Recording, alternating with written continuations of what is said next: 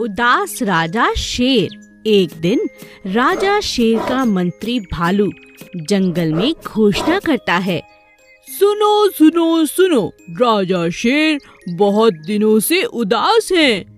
जो कोई भी राजा जी को हंसाएगा उसे बड़ा इनाम दिया जाएगा। आप सभी का स्वागत है, आइए और हमारे राजा को हंसाइए। ये बात जंगल में आग की तरह फैल गई। जंगल के सभी जानवर राजा को खुश करने के प्रयास करने लगे। सबसे पहले एक हाथी उन्हें खुश करने की कोशिश करता है। हाथी अपनी सूंड से तरह तरह के करतब दिखाता है, लेकिन राजा को हंसी नहीं आती। फिर बंदर की बारी आती है। मैं आपको हंसाने की कोशिश करता हूँ राजा जी। बंदर अपने बहुत अच्छे अच्छे करतब दिखाता है, मगर वह भी हंसाने में नाकामयाब होता है। इसी तरह सभी जानवर कोशिश करते हैं, लेकिन किसी को भी कामयाबी नहीं मिलती। अंत में नन्ही चींटी की बारी आती है। राजा के मंत्री भालू को लगता है किसी को इनाम नहीं मिलेगा। इतनी छोटी सी चींटी हमारे राजा को कहाँ से हंसाएगी। जब अच्छे अच्छे बड़े बड़े जानवर नहीं हंसा पाए तो ये चींटी क्या हंसाएगी। तभी चींटी गुस्से में लाल होकर राजा के नजदीक आती है और कहती है, देखिए राजा जी, बहुत हो चुका। मैं आ रही हूँ आपके पेट पर गुदगुदी करने। आपको तो फिर हंसना ही होगा। अपनी तरफ गुस्से में चींटी को आता देख राजा की हंसी निकल पड़ी। हो हो हो हो हो हो हो। राजा को हंसता देख सभी जानवर हंसने लगे और नाचने लगे। चींटी को भी राजा ने बहुत सुंदर इनाम दिया। एक बड़े से अमरूद के पेड़ पर गौरैया चिड़िया अपने अंडों के साथ रहती थी। एक एक करके चिड़िया के अंडे बाहर आने लगे। चिड़िया यह देखकर बहुत खुश थी। उसके प्यारे प्यारे चूजे उसे और प्यारे लगते थे।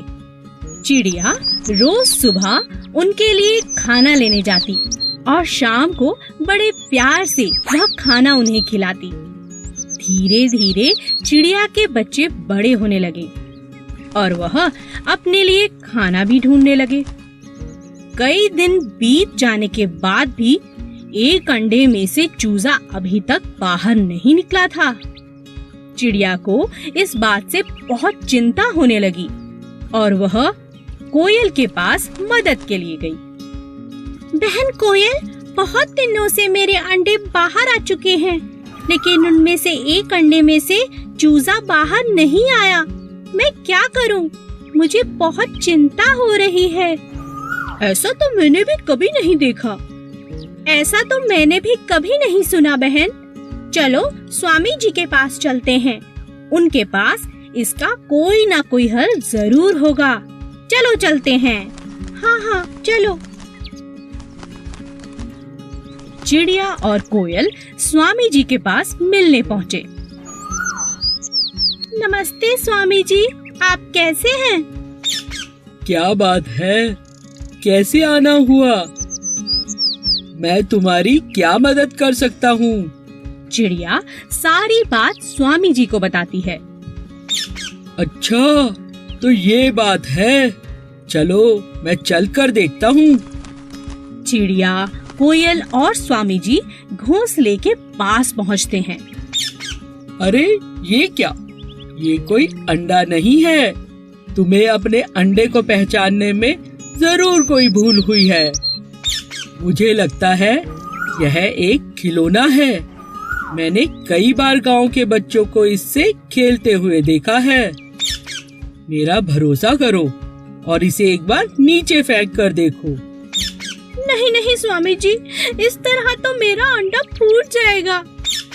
नहीं नहीं चिड़िया रानी, मेरा भरोसा रखो, ये एक खिलौना ही है। चिड़िया ने दिल पर पत्थर रखकर स्वामी जी की बात को मान लिया। स्वामी ने अंडे को लिया और जमीन पर जोर से फेंका। अंडा फूटा नहीं, बल्कि वह टप्पा खाने लगा जैसे कोई गेंद हो। सच में वो एक खिलौना, एक गेंद ही थी। यह देखकर सभी हंसने लगे। भेड़ें और सियार। एक दिन एक सियार जंगल से गुजर रहा था। उसने दो भेड़ों को जोर जोर से बातें करते हुए सुना। अरे भाई, क्या बात है? शायद इनके बीच झगड़ा होने वाला है। चलो देखता हूँ। सियार एक पेड़ के पीछे छिप गया और भेड़ों को लड़ते हुए देखने लगा। मुझसे पंगा मत लो, मैं बहुत शक्तिशाली हूँ, समझी? मैं तुमसे नहीं डरती, जाओ यहाँ से, यह मेरा इलाका है। तो चलो, इसका आज फैसला हो जाए। ठीक है, मैं किसी से नहीं डरती, आ जाओ मैदान में। वाह, यह दोनों तो बहुत तगड़ी हैं। इनका झगड़ा देखने में मजा आएगा। मैं ताकतवर हूँ। नहीं, मैं ताकतवर हूँ। तुम हटो यहाँ से, ये मेरा इलाका है, मैं ताकतवर हूँ। हट जाओ, आज मैं तुम्हें छोड़ूंगी नहीं। दोनों भेड़ों में जबरदस्त झगड़ा होने लगा। दोनों बुरी तरह से घायल हो गईं। उनके शरीर से लगातार खून तक बहने लगा। सियार ने इस बात का फायदा उठाने की सोची। लगता है दोनों लड़ते लड़ते थक चुकी हैं। मैं इन्हें अपना शिकार बना सकता हूँ। दोनों भेड़ों को लड़ता देख सियार लालच में आ चुका था। उन दोनों के बीच पड़कर एक एक कर दोनों को खा जाना चाहता था। सियार ने आओ देखा ना ताओ और भेड़ों पर टूट पड़ा, लेकिन दोनों भेड़ें बहुत ताकतवर थीं। उन्होंने सियार की जमकर धुलाई कर दी। हे भगवान, मैं सोच रहा था कि दोनों को एक एक करके कई दिनों तक खाऊंगा, लेकिन ये तो मेरे ही पीछे पड़ गई। अरे छोड़ दो मुझे, मार ही डालोगी क्या? अरे छोड़ो, अरे दोनों भेड़ें बहुत ताकतवर थीं।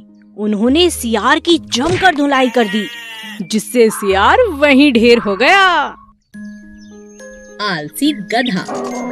एक नमक का व्यापारी गांव में रहता था।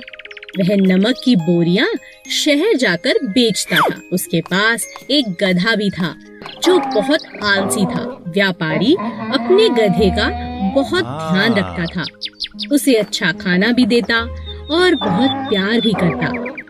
गधा बहुत ही आराम परस्त था। एक दिन जब व्यापारी नमक की बोरियां लेकर शहर जा रहा था, तभी रास्ते में एक नदी आई। व्यापारी अपने गधे के साथ नदी पार करने लगा। तभी अचानक गधे का पैर एक पत्थर से टकराया और वह पानी में गिर पड़ा। बोरियों का सारा नमक भी पानी में गिर गया और घुल गया।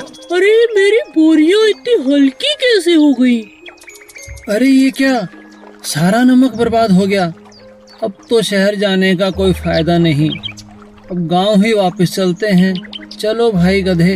अरे वाह, आज का दिन तो बहुत अच्छा है। आज तो काम से भी छुट्टी और बोरियों का भी भार कम।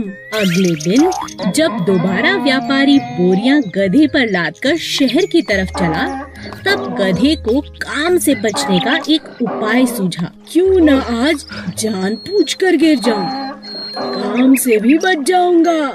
ऐसा ही कुछ दिन चलता रहा।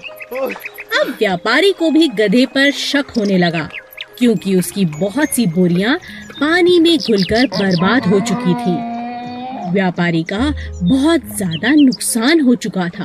तभी व्यापारी ने एक तरकीब निकाली। इस बार व्यापारी ने नमक की जगह बोरियों में रुई भर दी। इस बार जैसे ही गधा पानी में गिरा तो बोरियां और भारी हो गईं। यह देख गधा परेशान हो गया। अरे अरे, आज ये क्या हुआ? बोरियां इतनी भारी कैसे हो गईं? लगता है सेठ जी को मुझ पर शक हो गया है। बहुत दिनों से तुम मुझे बेवकूफ बना रहे थे। आज के बाद ऐसी गलती मत करना, समझे? समझ गया सेठ जी, समझ गया। तोते के अंडे। एक समय की बात है, तोते का एक बड़ा सा झुंड पीपल के पेड़ पर रहता था, मगर वे सब तोते बहुत उदास रहते थे क्योंकि पास के गांव का एक शिकारी अक्सर आकर उनके छोटे छोटे अंडों को चुराकर ले जाता था। शहर में जाकर उन्हीं अंडों से जब बच्चे निकलते उन्हें वह बेच देता। एक दिन एक तोते ने कहा, मेरा इस पेड़ पर रहने का दिल नहीं करता है। वह शिकारी जब चाहे आकर हमारे अंडों को चुराकर ले जाता है। हाँ दोस्त, अगर ऐसा ही चलता रहा तो हमारा वंश खतरे में है। हाँ दोस्त, तुम ठीक कहते हो। अगर ऐसा ही चलता रहा तो हमारा वंश एक दिन समाप्त हो जाएगा और हम सब अकेले हो जाएंगे। तभी अचानक शिकारी के जोर से चिल्लाने की आवाज आई। बचाओ बचाओ बचाओ, कोई तो मेरी जान बचाओ। अरे ये तो उसी शिकारी की आवाज है। लगता है ये फिर से अंडों को चुराने आ रहा है। मगर ये बचाओ बचाओ क्यों कह रहा है? आखिर क्या हो सकता है? आखिर क्या बात है? नहीं, लगता है ये किसी मुसीबत में है। हमें इसकी मदद करनी चाहिए। मैं इस शिकारी की कोई मदद नहीं करूँगा। हमारे दुखों का कारण यही तो है। मिट्ठू तोता, जो दिल का बहुत अच्छा था, उसे शिकारी पर बहुत दया आई। मिट्ठू तोते ने कहा, मैं उसकी मदद जरूर करूँगा। मिट्ठू तोते को छोड़कर कोई भी शिकारी की मदद करने के लिए नहीं गया। मिट्ठू तोता जब शिकारी की मदद करने पहुंचा तो उसने देखा शिकारी दर्द से तड़प रहा है और उसके पैर पर सांप के दांतों के निशान हैं। लगता है शिकारी को सांप ने काटा है। मुझे इनकी जान बचानी होगी। मिट्ठू तोता तुरंत वैद्य जी के पास गया और उन्हें लेकर शिकारी के पास आया। वैद्य जी ने तुरंत सारा जहर निकाल दिया। धन्यवाद वैद्य जी, आज आपने मेरी जान बचा ली। धन्यवाद मेरा नहीं, मिट्ठू तोते का करो, जिसने समय रहते मुझे बुला लिया। शिकारी मिट्ठू तोते से अपने किए हुए कामों की माफी मांगता है और कहता है कि अब वह कभी उनके अंडों को नहीं पकड़ेगा। एक बुद्धि मेंढक। जंगल के किनारे एक तालाब था। वहाँ बहुत छोटे बड़ी मछलियाँ और मेंढक रहते थे। तालाब में दो बड़ी चतुर मछलियाँ थीं। एक था सोना, दूसरी था रानी। सभी जल जीव अपनी समस्या लेकर उन्हीं के पास आते थे। एक दिन जंगल किनारे तालाब में मछलियाँ पकड़ने के इरादे से कुछ मछुआरे आए। एक ने कहा, अरे देखो, यहाँ इस तालाब में तो मछलियाँ ही मछलियाँ हैं। चलो इन्हें पकड़े। तुम ठीक कहते हो, यहाँ बहुत मछलियाँ हैं, लेकिन इन्हें पकड़ने के लिए हमें एक बड़े जाल की जरूरत है। पहले हम अपना बड़ा जाल ले आते हैं, जिससे सभी मछलियाँ एक ही बार में हमारे जाल में फंस जाएंगी। हाँ, तुम ठीक कहते हो। चलो जाल लेकर आते हैं। उनकी बातें वहीं बैठे तालाब के मेंढक ने अच्छी तरह से सुन ली थी। वह नहीं चाहता था कि सभी मछलियों को ये मछुआरे मार दें, इसीलिए वह ये खबर लेकर सोना और रानी मछली को बताने के लिए गया। मछली सुनो, मैं अभी देख कर आ रहा हूँ। मछुआरे आकर तुम्हें अभी पकड़ लेंगे। कुछ ही देर में वो आते ही होंगे अपना बड़ा जाल लेकर। तुम बहुत डरपोक हो। डरने की कोई जरूरत नहीं। इस तालाब में कोई नहीं आएगा। तुम हमें और बाकी मासूम मछलियों को डरा नहीं सकते। समझे मेंढक? मेरे होते हुए तालाब की किसी मछली को कुछ नहीं होगा। रानी मछली ने कहा, मुझे लगता है तुमने कुछ गलत सुना होगा। हम तो हमेशा सतर्क रहते हैं। हमारे रहते किसी मछली को कोई नुकसान नहीं हो सकता। तुम यहाँ से जा सकते हो। दोनों मछलियों की बात सुनकर मेंढक कहता है, मैं मानता हूँ आप दोनों बहुत बुद्धिमान हैं, मगर मैं भी एक छोटी सी बुद्धि का स्वामी हूँ और मुझे अपने कानों पर भी पूरा भरोसा है। मैं अभी अपने परिवार के साथ यह तालाब छोड़कर जा रहा हूँ। मेंढक अपने परिवार को लेकर तालाब से बाहर निकल जाता है। मेंढक तालाब से बाहर निकल ही रहा था कि वहाँ अचानक मछुआरे वापस आ पहुँचे और उन्होंने अपना बड़ा सा जाल तालाब में डाल दिया। सभी मछलियों को सोना और रानी मछली के घमंड के कारण अपनी जान देनी पड़ी और समझदारी के कारण मेंढक और उसका परिवार सुरक्षित हो गए। Please subscribe.